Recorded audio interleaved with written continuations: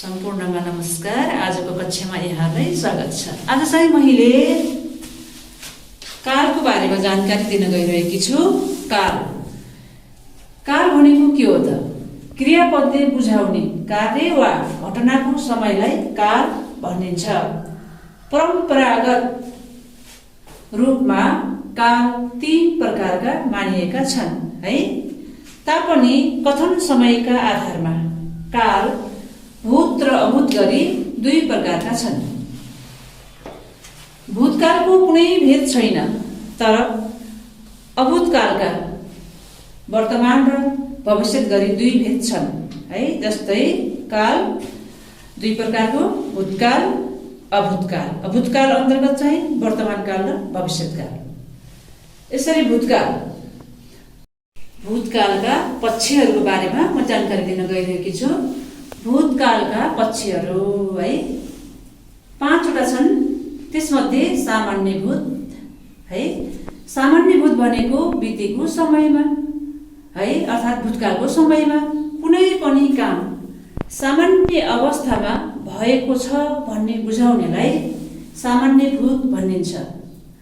धातुमा यो, इ, ए, इस, यौ, यौ का रूपहरू लागेर सामान्यभूतका क्रिया बन्दछन् हैन। जस्तै पढ प्लस यो पढ्यो, मदनले कविता पढ्यो। पढ प्लस इ पढे, मनिषाले कविता पढे। पढ प्लस ए पढे, तिनीहरूले कविता पढे आदि। त्यसैगरी अपूर्णभूत, अपूर्ण भनेको काम पूरा नभएको हैन।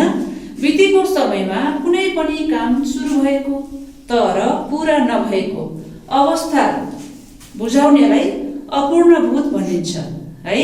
धातुमा तैदै हैन, त्यसपछि तैदैका प्रत्यय लागि थियोका विभिन्न रूपहरू लाग्दा अपूर्णभूतका क्रियापद बन्दछन् है।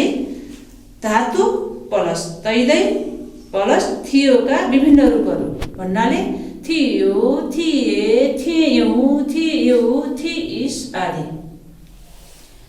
पढ प्लस दै थिए, पढ्दै थिए। मैले पुस्तक पढ्दै थिए। धातु पढ धातुमा दै प्रत्यय लागेको छ है।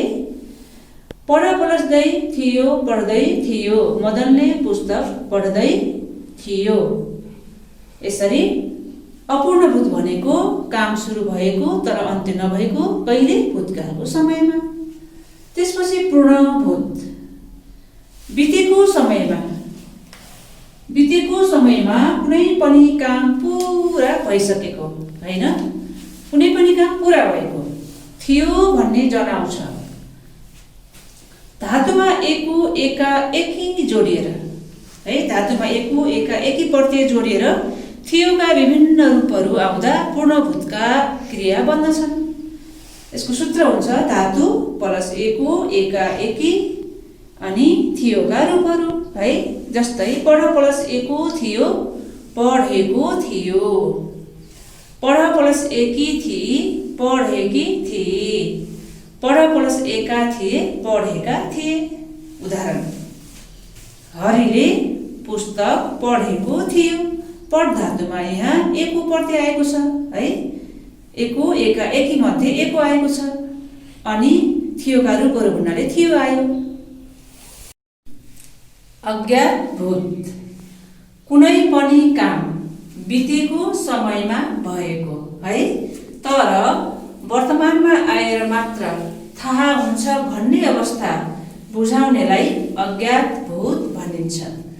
धातुमा ए छ, ए छौ, ए छौ, ए छु, ए छस्, ए छन् आदि, अर्थात् ए छका रूपहरू जोडिएर अज्ञातभूतका क्रिया बन्दछन् है। जस्तै पढ प्लस ए छ, पढेछ।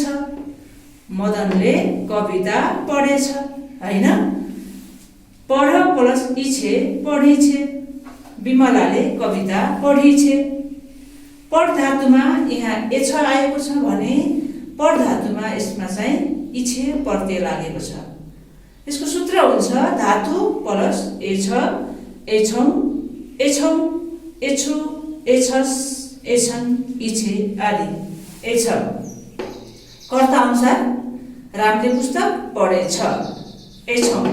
हामीले पुस्तक पढेछौँ, एछौ। तिमीहरूले पुस्तक पढेछौ, एछु। मैले पुस्तक पढेछु, एछस्।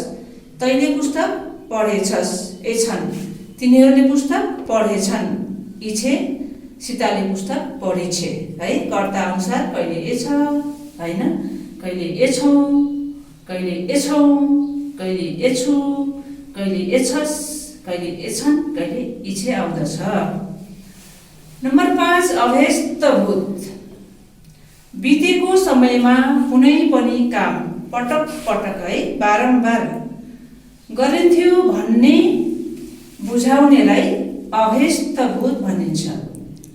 यसको सूत्र हुन्छ धातु प्लस थ्यो, थे, थे, थिस, थ्यौ, थ्यो आदि। जस्तै पढ प्लस थ्यो, पढ्थ्यो। हरिले पुस्तक पढ्थ्यो, पढ धातुमा थ्यो पढ्थ्यो लागेको छ, होइन।